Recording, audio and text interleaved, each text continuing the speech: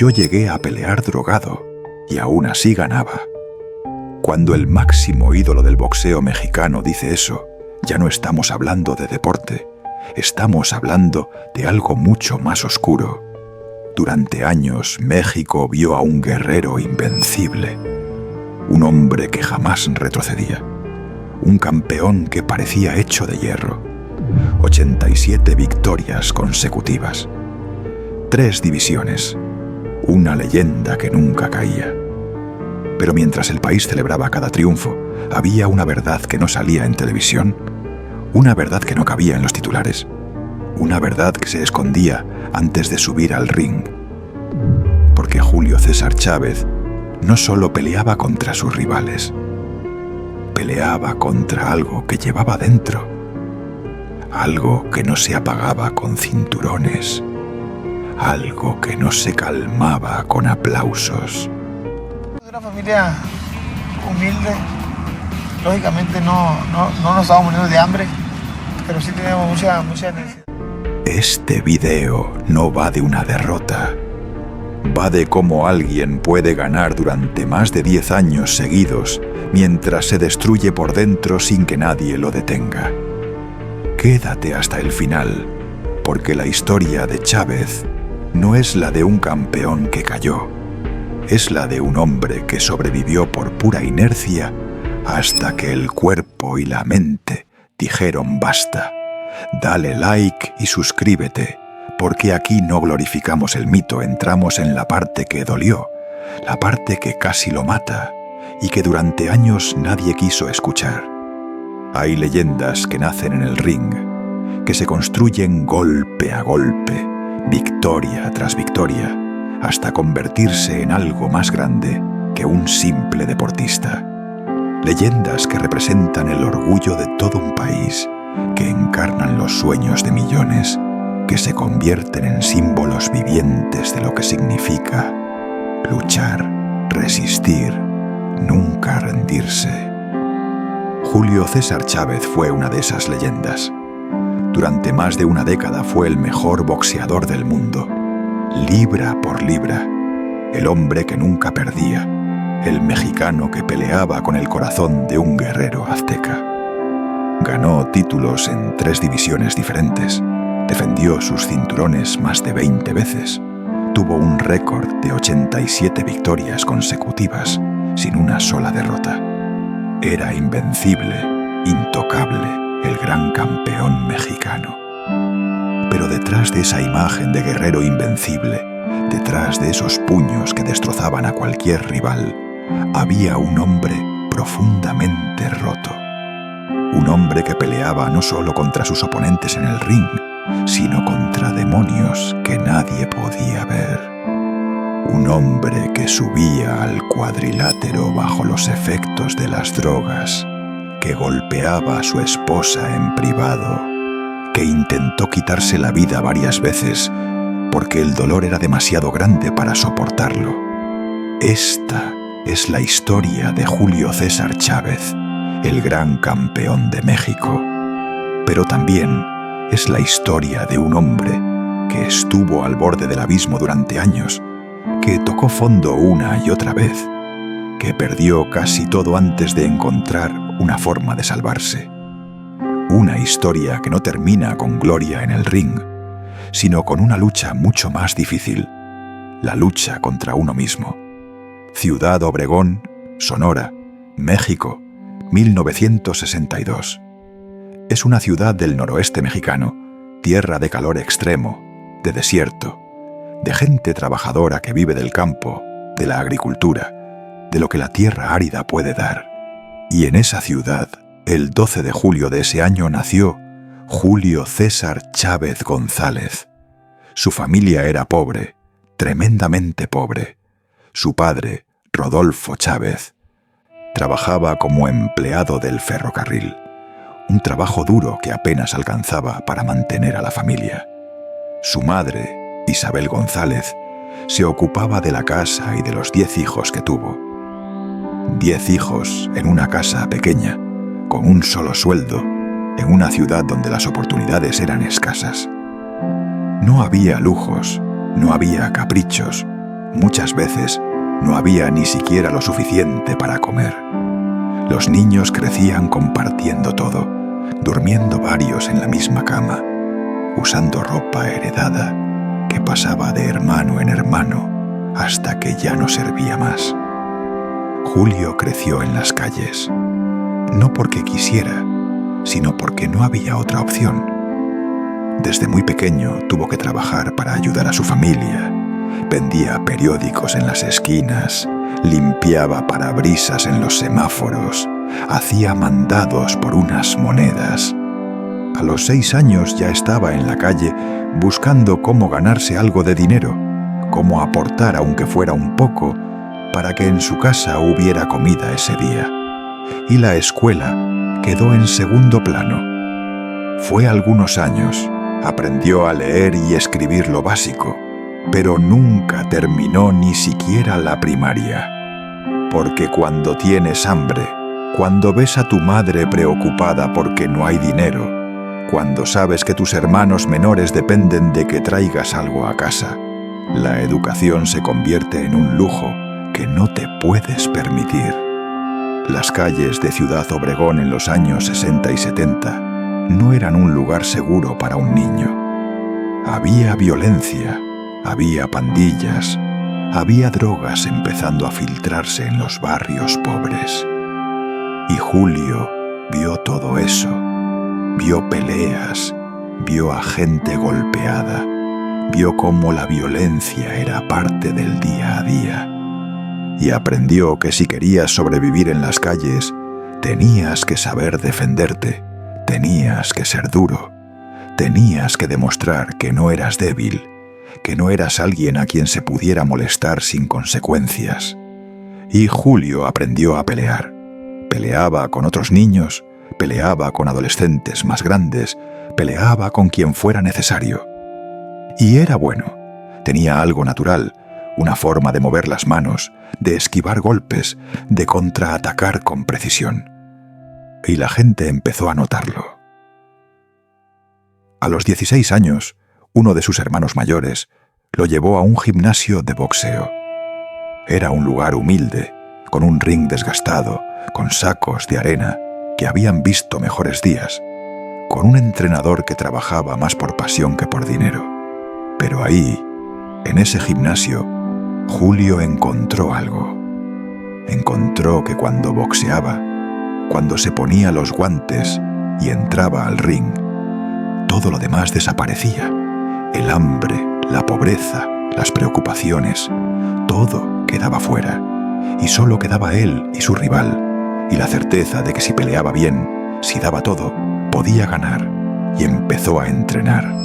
Entrenaba todos los días, antes de ir a trabajar, después de vender periódicos, en cualquier momento libre que tenía. Porque Julio había encontrado algo que se le daba bien, algo que podía ser su salida de esa vida de pobreza. En 1977, con apenas 15 años, Julio tuvo su primera pelea amateur y ganó por nocaut en el primer round, y siguió ganando, pelea tras pelea, torneo tras torneo. Julio demolía a sus rivales con una facilidad que impresionaba a todos. No era el boxeador más técnico, no era el que tenía los movimientos más elegantes, pero tenía algo que no se puede enseñar. Tenía una resistencia sobrehumana, una capacidad de aguantar golpes que hubieran noqueado a cualquier otro, y una determinación absoluta de no caer nunca, de seguir adelante sin importar cuánto doliera. Y tenía pegada. Cuando Julio conectaba un golpe limpio, el rival caía. Simple así. En 1980, con 17 años, Julio decidió hacerse profesional. No tuvo una gran ceremonia, no tuvo un contrato millonario esperándolo. Simplemente empezó a pelear en eventos pequeños, en pueblos del norte de México, por premios miserables. Su primera pelea profesional fue el 5 de febrero de 1980, en Culiacán, Sinaloa. Ganó por nocaut en 6 rounds. Y así empezó su carrera profesional, peleando en lugares donde apenas había público, ganando unos pesos que le permitían ayudar a su familia, soñando con que algún día, tal vez, podría llegar a ser alguien importante. Y empezó a ganar. Ganaba todas sus peleas, la mayoría por nocaut. Los promotores empezaron a fijarse en él. Los periodistas empezaron a escribir sobre ese chico de Sonora que noqueaba a todos sus rivales. Y las peleas empezaron a ser en lugares más grandes, con mejores premios. Y Julio empezó a ganar dinero de verdad, más dinero del que había visto en toda su vida. Y pudo ayudar a su familia, pudo comprarles una casa mejor, pudo asegurarse de que sus hermanos menores tuvieran comida, ropa, educación. Y eso lo llenaba de orgullo, de satisfacción, de la certeza de que estaba haciendo lo correcto. Pero también empezó a descubrir cosas que antes no conocía. Empezó a salir más, a conocer la vida nocturna, a frecuentar lugares donde había alcohol, donde había mujeres, donde había una forma de vivir que antes solo había visto de lejos. Y empezó a beber. No mucho al principio, solo socialmente, solo para relajarse después de una pelea. Pero el alcohol estaba ahí, accesible, y Julio descubrió que cuando bebía se sentía diferente. Se sentía más confiado, más relajado, menos preocupado por todo. Y eso le gustó. En 1984, Julio conoció a Amalia Carrasco. Ella era una chica de Culiacán, joven, hermosa, de una familia también humilde. Se enamoraron, o al menos eso parecía, y se casaron al poco tiempo. Julio tenía 22 años, Amalia 19, y empezaron una vida juntos, una vida que desde afuera parecía perfecta. Julio seguía ganando peleas, seguía subiendo en el ranking, el dinero seguía mejorando, y Amalia lo apoyaba, iba a verlo pelear, estaba ahí en las buenas y en las malas. Y tuvieron hijos, primero Julio César Jr., después Omar, después varios más. Y construyeron una familia que parecía sólida, que parecía feliz. Pero según testimonios que salieron años después, según lo que Amalia contó en entrevistas mucho tiempo más tarde, la realidad era diferente. Julio era celoso, extremadamente celoso. No quería que Amalia saliera sola, no quería que hablara con otros hombres, la controlaba constantemente. Y cuando bebía, que cada vez era más frecuente, se volvía agresivo, gritaba, insultaba y a veces golpeaba. No siempre, no al principio con tanta frecuencia, pero los episodios de violencia estaban ahí. Y Amalia, joven, con hijos pequeños, dependiendo económicamente de Julio, no tenía muchas opciones. Así que aguantaba, callaba, esperaba que las cosas mejoraran. En 1984, Julio peleó por su primer título mundial. Era el cinturón vacante del peso superpluma del WBC, y su rival era Mario Martínez, un boxeador estadounidense con experiencia. La pelea fue en el Grand Olympic Auditorium de Los Ángeles, y Julio ganó por decisión unánime. Se convirtió en campeón mundial a los 22 años, y México enloqueció. Julio César Chávez era el nuevo orgullo nacional, el boxeador que estaba poniendo el nombre de México en lo más alto, y empezó a recibir el reconocimiento que se merecía, los homenajes, las portadas de revistas, las entrevistas en televisión. Y Julio disfrutó de esa fama, de esa adoración, de sentirse importante, de sentirse querido por millones de personas que ni siquiera lo conocían. Y siguió ganando. Defendió su título una y otra vez, demoliendo a cada retador que se le ponía enfrente. Y en 1987 subió de peso y ganó el título mundial de los pesos ligeros.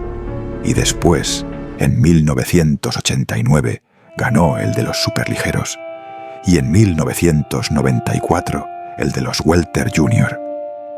3 divisiones de peso, múltiples defensas de título, un récord que parecía imposible de detener. Julio era considerado el mejor boxeador del mundo, libra por libra. Los expertos lo comparaban con los grandes de la historia, con Roberto Durán, con Sugar Ray Robinson, con los mejores de todos los tiempos. Y Julio seguía ganando, seguía noqueando, seguía siendo invencible. Pero detrás de esa imagen de guerrero invencible, algo estaba cambiando.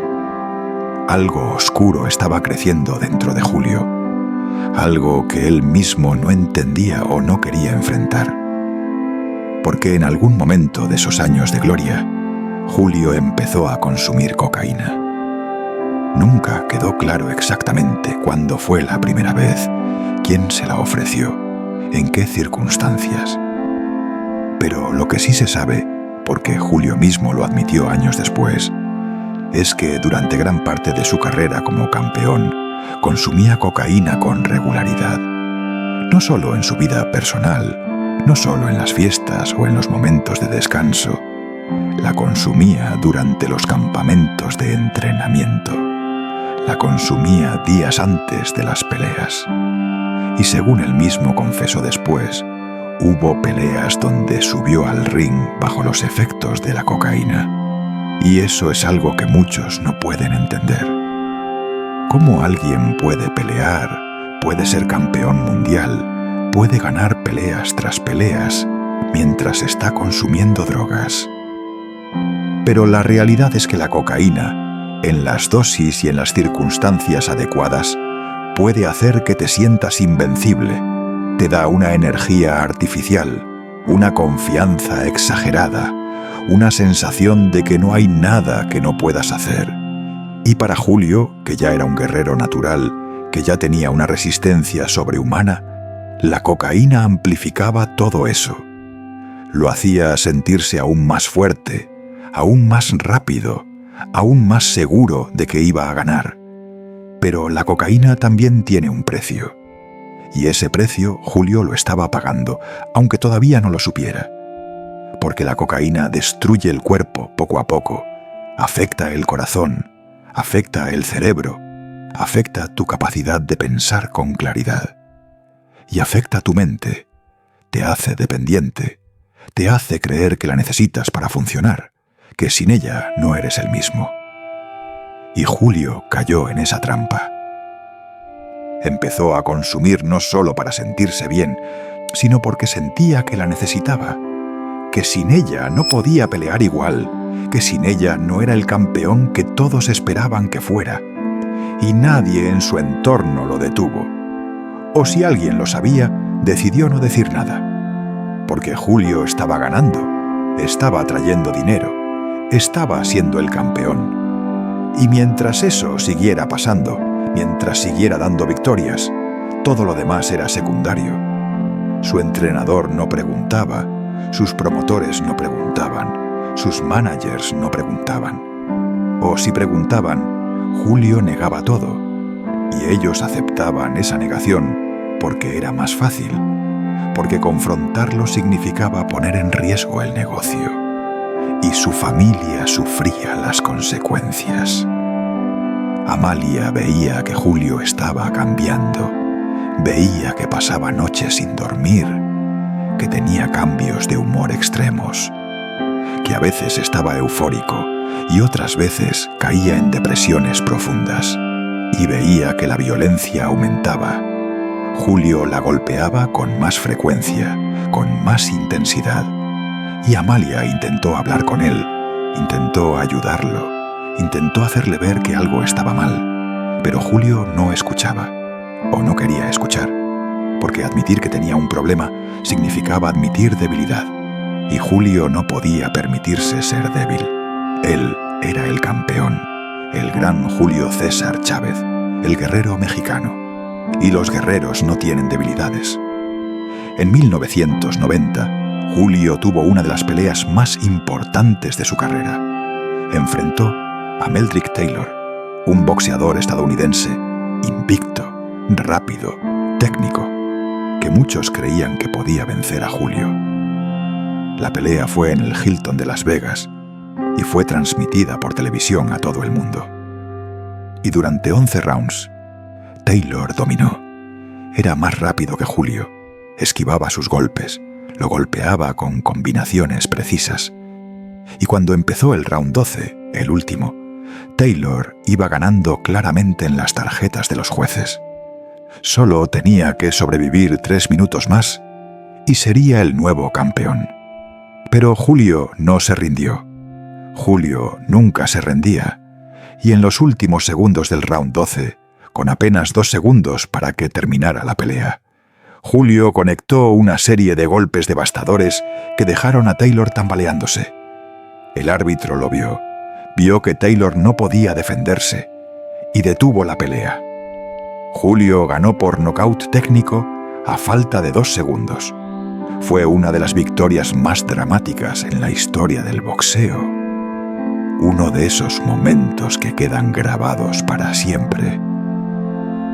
Pero lo que nadie sabía en ese momento, lo que Julio confesó años después, es que había consumido cocaína días antes de esa pelea, que había subido al ring no solo con su talento natural, sino con la ayuda de una droga que alteraba su química cerebral, que le daba esa energía extra, esa determinación sobrehumana.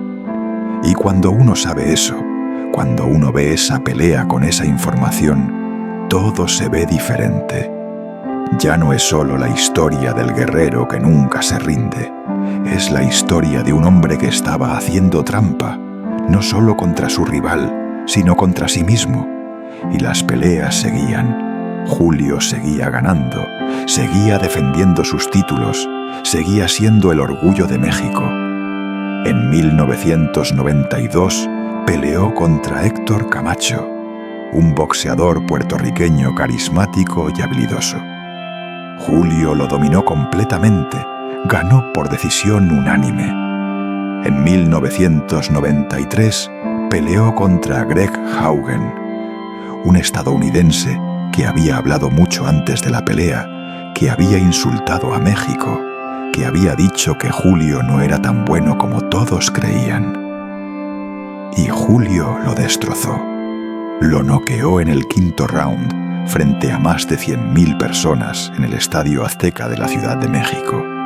Fue una demostración de poder, una declaración de que Julio César Chávez era intocable. Pero en privado, Julio se estaba desmoronando. El consumo de cocaína aumentaba, el alcohol también, y la violencia en su casa se volvió insostenible. Según Amalia contó años después, hubo episodios donde Julio la golpeó tan fuerte que tuvo que esconderse de él, donde tuvo que irse de la casa con sus hijos en medio de la noche, porque tenía miedo de que la matara. Y Julio, después, no recordaba nada, o decía que no recordaba. Se disculpaba, lloraba, prometía que nunca volvería a pasar, pero siempre volvía a pasar. Porque la adicción no desaparece con promesas y la violencia no se detiene con disculpas. Y entonces llegó la pelea que cambiaría todo. El 29 de enero de 1994, Julio enfrentó a Frankie Randall en el MGM Grand de Las Vegas. Randall era un buen boxeador, pero no era una superestrella. No era alguien que se esperara que venciera a Julio. Pero esa noche algo fue diferente. Julio no peleó como siempre. Parecía lento, parecía cansado, parecía que su mente estaba en otro lugar. Y Randall lo aprovechó. Lo golpeó, lo presionó, lo hizo retroceder. Y cuando terminó la pelea, los jueces dieron su veredicto. Frankie Randall ganaba por decisión dividida. Julio César Chávez había perdido. Por primera vez en 91 peleas profesionales, Julio había perdido. La noticia sacudió al mundo del boxeo.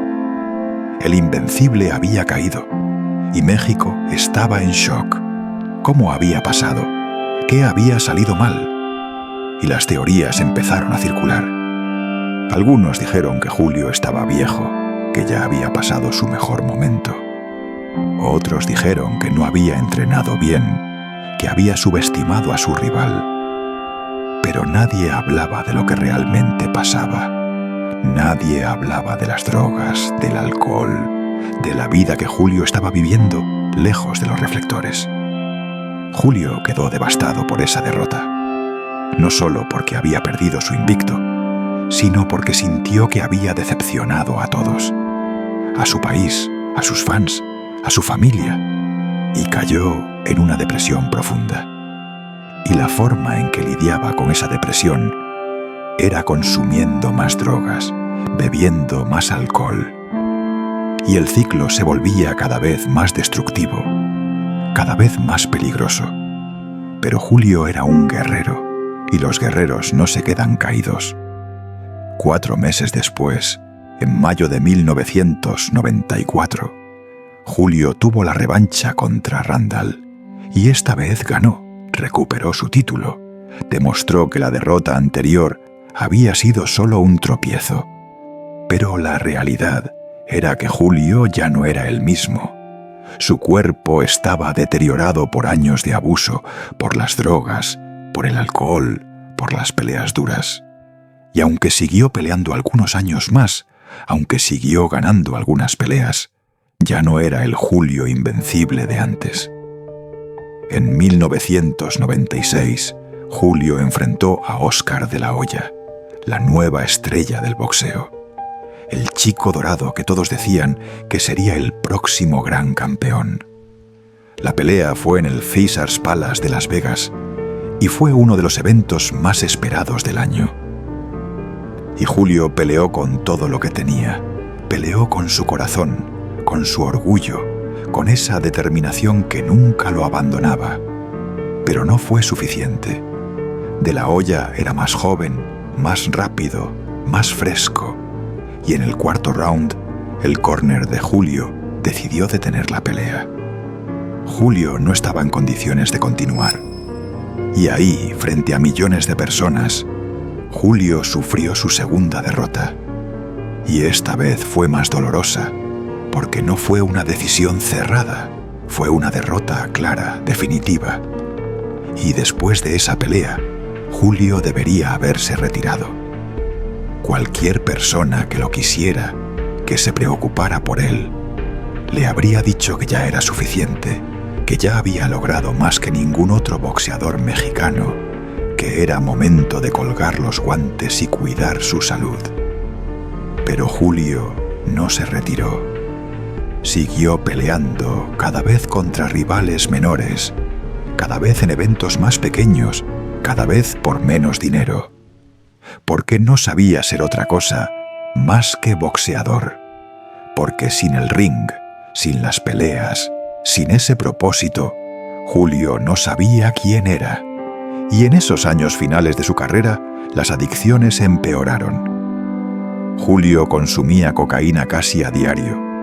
Bebía hasta perder el conocimiento.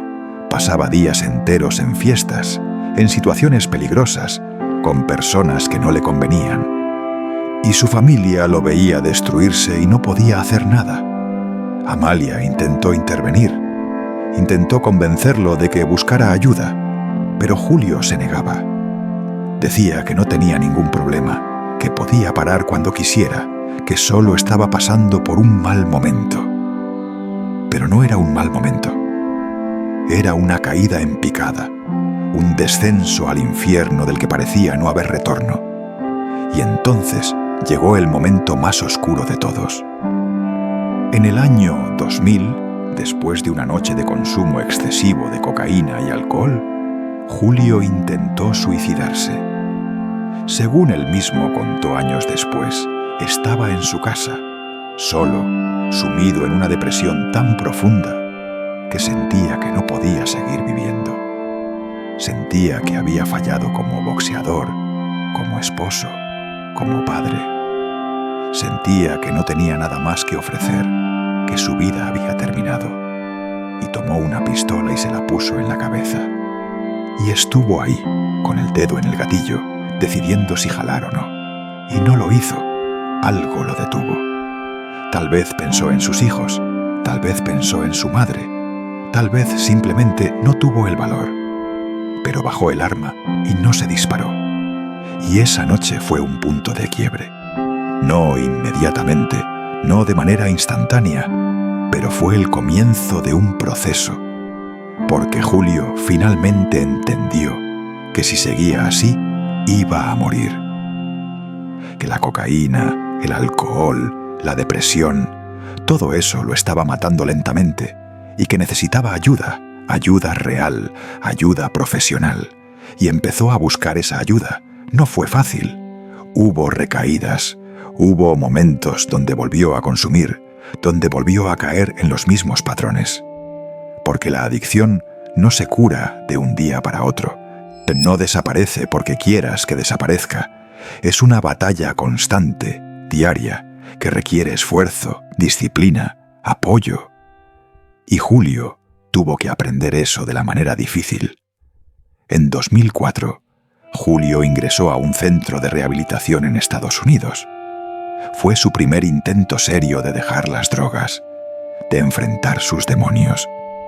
Pasó varios meses ahí, lejos de su familia, lejos del boxeo, lejos de todo lo que conocía. Y fue difícil, tremendamente difícil. Tuvo que enfrentar cosas que había estado evitando durante años. Tuvo que hablar de su infancia, de la violencia que había vivido y que había perpetuado, de la culpa que sentía por todo lo que había hecho. Y tuvo que aceptar que era un adicto, que tenía un problema serio, que necesitaba cambiar su vida completamente si quería sobrevivir. Y cuando salió de ese centro, estaba diferente. No curado, porque la adicción nunca se cura completamente, pero estaba en recuperación. Había dejado las drogas, había dejado el alcohol, había empezado a trabajar en sí mismo y decidió hablar públicamente de todo lo que había pasado. Y eso fue valiente, porque en el mundo del boxeo, en la cultura machista mexicana, admitir debilidades, admitir adicciones, admitir que intentaste suicidarte, no es algo que se haga fácilmente, pero Julio lo hizo. Dio entrevistas donde contó todo, donde habló de sus adicciones, de su depresión, de la violencia que había ejercido contra su esposa. Y esa honestidad fue revolucionaria, porque Julio César Chávez no era cualquier persona. Era un ídolo nacional, un héroe para millones de mexicanos. Y verlo admitir que había estado consumiendo cocaína durante su carrera, que había golpeado a su esposa, que había intentado suicidarse, fue un shock. Hubo quienes lo criticaron, quienes dijeron que estaba arruinando su legado, que no debería estar contando esas cosas. Pero hubo muchos más que lo apoyaron, que agradecieron su honestidad, que vieron en él no al campeón perfecto, sino a un ser humano imperfecto que estaba luchando con sus problemas. Y Julio no solo habló de sus problemas, decidió hacer algo al respecto. Decidió ayudar a otros que estaban pasando por lo mismo. Y en 2009 abrió un centro de rehabilitación en Culiacán, Sinaloa, dedicado a ayudar a personas con problemas de adicción. Y no era un centro cualquiera. Era un lugar donde Julio mismo participaba, donde daba charlas, donde compartía su historia, donde trabajaba directamente con los pacientes, porque Julio entendía lo que significaba estar en ese lugar oscuro, entendía el dolor, la desesperación, la sensación de que no hay salida, y quería usar su experiencia, su historia, para ayudar a otros a encontrar esa salida. Y con los años, ese centro se convirtió en uno de los más respetados de México. Ayudó a cientos, tal vez miles de personas a dejar las drogas, a recuperar sus vidas. Y Julio encontró en eso un nuevo propósito, una nueva forma de sentirse útil, de sentir que su vida tenía sentido más allá del boxeo.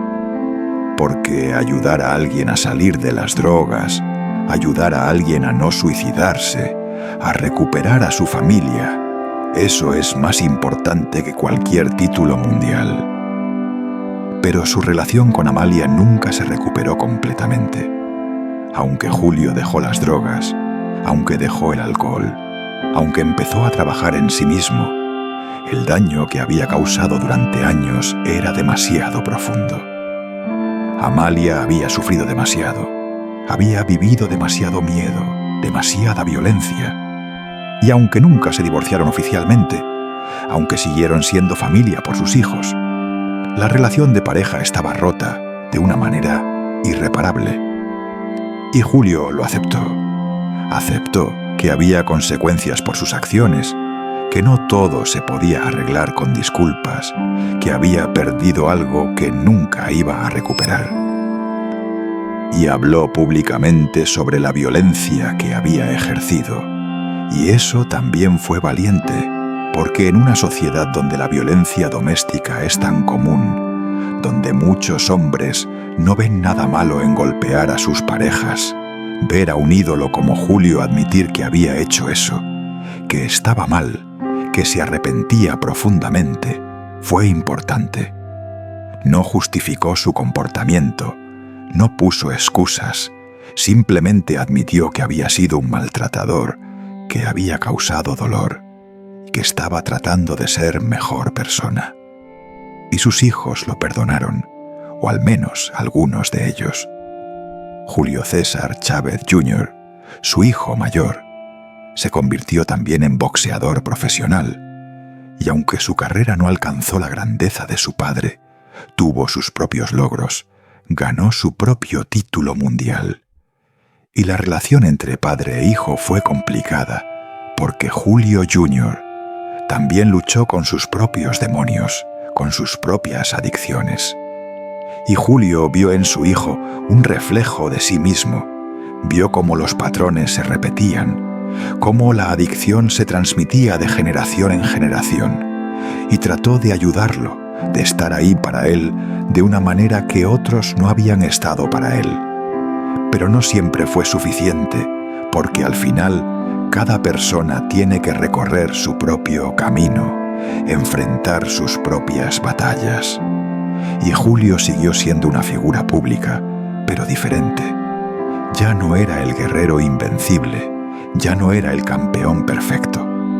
Era un hombre en recuperación, un hombre que había tocado fondo y había salido del otro lado. Y usaba su plataforma, su fama, para hablar de adicciones, para hablar de salud mental, para hablar de cosas que antes nadie hablaba en el mundo del boxeo.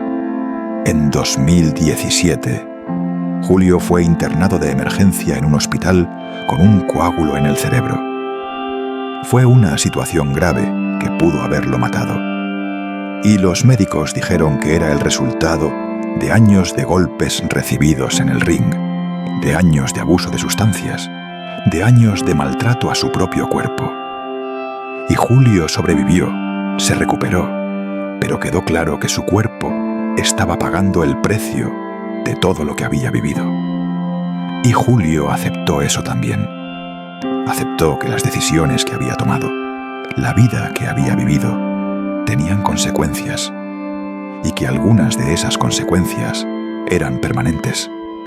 Pero también quedó claro algo más, que Julio César Chávez, a pesar de todo, a pesar de sus errores, a pesar de sus caídas, seguía siendo un símbolo importante para México.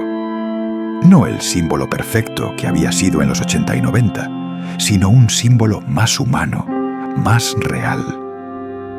Un símbolo de que las personas pueden caer, pueden cometer errores terribles, pueden lastimar a quienes aman, pero también pueden levantarse, pueden cambiar, pueden intentar ser mejores. Y su legado en el boxeo es innegable. Julio César Chávez es considerado uno de los mejores boxeadores mexicanos de todos los tiempos, tal vez el mejor. Su récord de 107 victorias, 6 derrotas y 2 empates, con 86 knockouts, Es impresionante. Sus defensas de título, sus peleas épicas, sus momentos de gloria, todo eso está ahí, grabado en la historia del boxeo para siempre. Pero su legado es más complejo que solo números y títulos. Es el legado de un hombre que era al mismo tiempo un guerrero invencible y profundamente vulnerable, que tenía una fortaleza sobrehumana en el ring, pero era débil fuera de él, que hizo cosas admirables y cosas imperdonables. Y la pregunta que muchos se hacen es, ¿se le debe perdonar? ¿Se le debe celebrar sabiendo todo lo que hizo? Y no hay una respuesta fácil, porque Julio no solo cometió errores menores, no solo tuvo problemas de drogas, golpeó a su esposa, peleó bajo los efectos de drogas, engañó no solo a sus rivales, sino a todo el mundo del boxeo. Y eso son cosas serias, cosas que no se pueden ignorar solo porque fue un gran campeón. Pero también es cierto que Julio enfrentó sus problemas de una manera que pocos lo hacen. No huyó, no se escondió, no negó todo hasta el final. Admitió lo que había hecho, buscó ayuda, trabajó en cambiar, dedicó años de su vida a ayudar a otros. Y eso cuenta. No borra lo que hizo, no justifica sus acciones, pero muestra que intentó ser mejor, que intentó compensar, aunque fuera un poco, el daño que había causado. Y hay algo importante en su historia sobre las adicciones en el deporte, porque Julio no es el único atleta que ha luchado con drogas, con alcohol, con depresión. Hay muchos en todos los deportes, en todas las épocas, pero muy pocos hablan de ello, muy pocos buscan ayuda, muy pocos admiten que tienen un problema. Y eso lleva a que muchos terminen destruidos, muertos, sin haber tenido nunca la oportunidad de recuperarse. Y lo que Julio hizo al hablar abiertamente, al contar su historia sin ocultar nada, fue abrir una puerta. Fue mostrar que es posible pedir ayuda, que es posible recuperarse, que tener adicciones no significa que tu vida tiene que terminar así. Y su centro de rehabilitación sigue funcionando hoy, sigue ayudando a personas.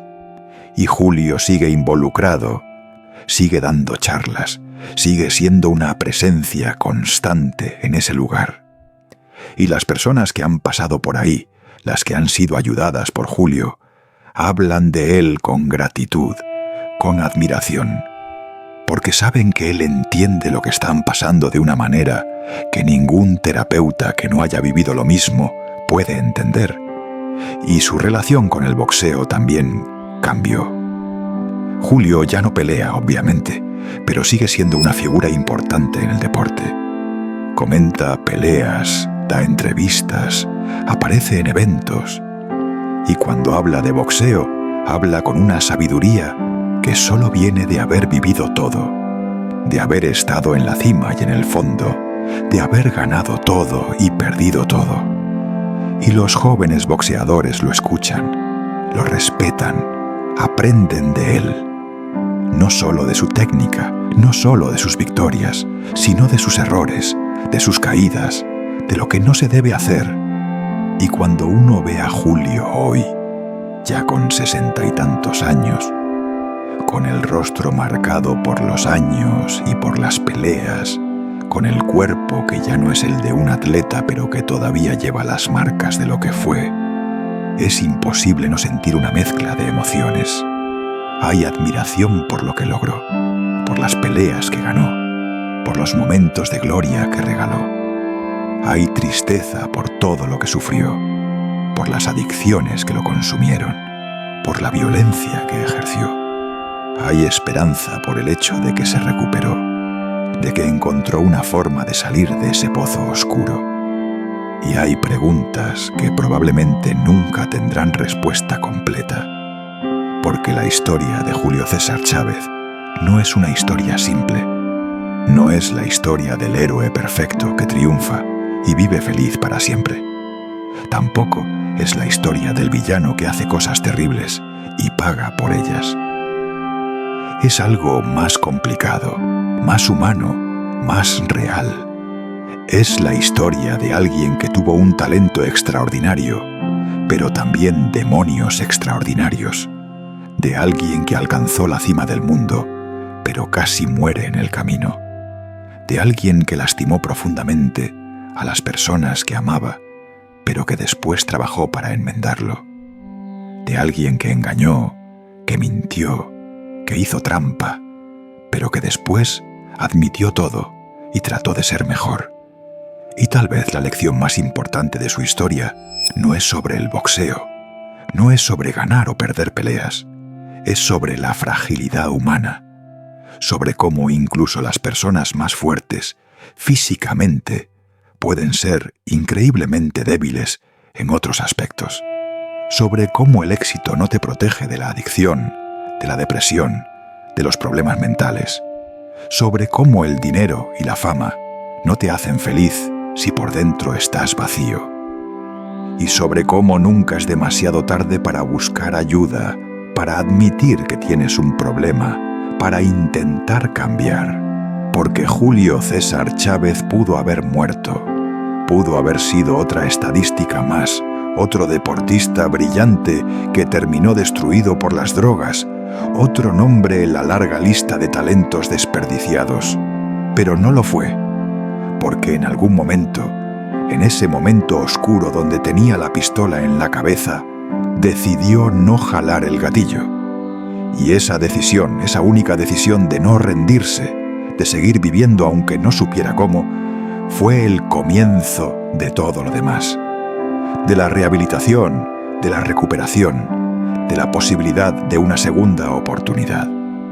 Y hoy, cuando Julio habla con jóvenes que están luchando con adicciones, cuando les cuenta su historia, cuando les dice que él estuvo donde ellos están y que salió del otro lado, hay esperanza en esas palabras. Hay la certeza de que si él pudo hacerlo, tal vez ellos también pueden.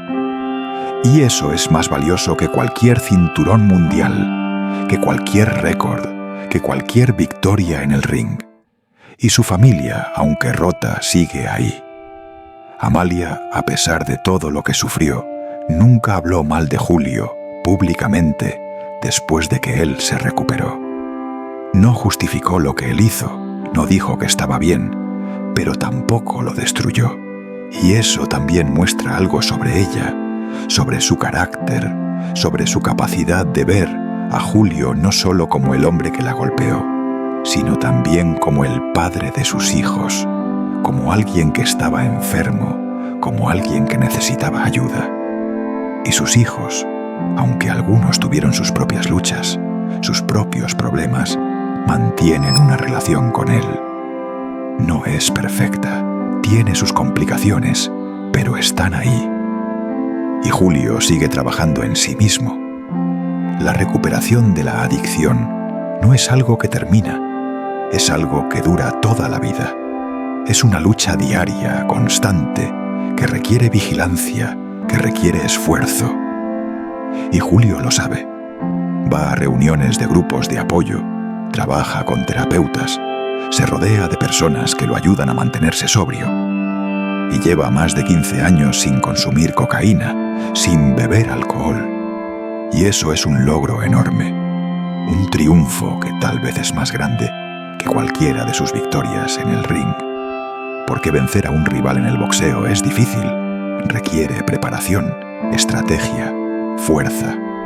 Pero vencer a tus propios demonios, a tu propia adicción, a tus propios impulsos destructivos, eso es aún más difícil. Porque tu rival está dentro de ti, está contigo todo el tiempo, esperando un momento de debilidad para atacar. Y Julio ha estado ganando esa pelea durante años, y cada día que pasa sin consumir, cada día que pasa ayudando a otros, es otro round ganado en la pelea más importante de su vida. Y cuando la historia de Julio César Chávez sea contada en el futuro, Cuando los libros de boxeo escriban sobre él, van a tener que incluir todo. Van a tener que escribir sobre el campeón invicto durante casi una década, sobre las 107 victorias, sobre las peleas épicas, sobre los momentos de gloria.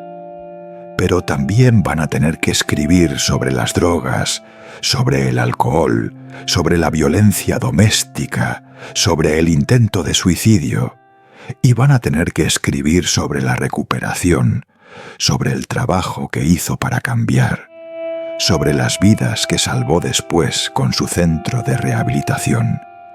Y cada persona que lea esa historia sacará sus propias conclusiones. Habrá quienes digan que lo que hizo en el ring no puede ser celebrado sabiendo lo que hizo fuera de él. Y habrá quienes digan que sus errores no borran sus logros, que fue un gran campeón independientemente de sus problemas personales. Y habrá quienes digan que lo más importante no es ni una cosa ni la otra, sino el hecho de que cambió, de que se recuperó, de que usó su segunda oportunidad para hacer algo bueno. Y tal vez todas esas perspectivas son válidas. Tal vez no hay una única forma correcta de ver a Julio César Chávez, de evaluar su legado, de decidir si merece ser admirado o condenado. Tal vez lo único que podemos hacer es ver la historia completa, con toda su complejidad, con todas sus contradicciones, y reconocer que las personas no son solo una cosa, que pueden ser grandes y terribles al mismo tiempo, que pueden hacer cosas admirables y cosas imperdonables, que pueden caer muy bajo y levantarse muy alto. Y tal vez la pregunta no es si debemos perdonar a Julio César Chávez. Tal vez la pregunta es, ¿qué aprendemos de su historia? ¿Qué nos dice sobre las adicciones, sobre la violencia, sobre la salud mental, sobre la presión de ser un ídolo público, sobre la dificultad de pedir ayuda cuando todos esperan que seas fuerte? ¿Y qué nos dice sobre la posibilidad de cambiar, de redimirse, de encontrar un propósito incluso después de haber perdido todo? Porque al final, la historia de Julio César Chávez no ha terminado. Todavía está vivo, todavía está trabajando, todavía está luchando. Y cada día que pasa es otra página escrita en una historia que comenzó en las calles pobres de Ciudad Obregón y que pasó por las cimas más altas del deporte mundial y por los abismos más profundos de la adicción y la desesperación. Una historia que no tiene un final perfecto, que no tiene una conclusión clara, que sigue siendo complicada y contradictoria, pero una historia que tal vez por eso mismo, por ser tan humana, tan real, tan llena de dolor y esperanza al mismo tiempo, vale la pena ser contada y vale la pena ser escuchada. Porque en algún lugar de esa historia, en alguno de esos momentos oscuros o luminosos, cada uno de nosotros puede encontrar algo que resuena, algo que nos habla, algo que nos recuerda que todos estamos peleando nuestras propias batallas y que a veces la victoria más importante no es la que ocurre frente a miles de personas en un estadio, sino la que ocurre en silencio, en privado, cuando decides levantarte una vez más, aunque todo te diga que te rindas.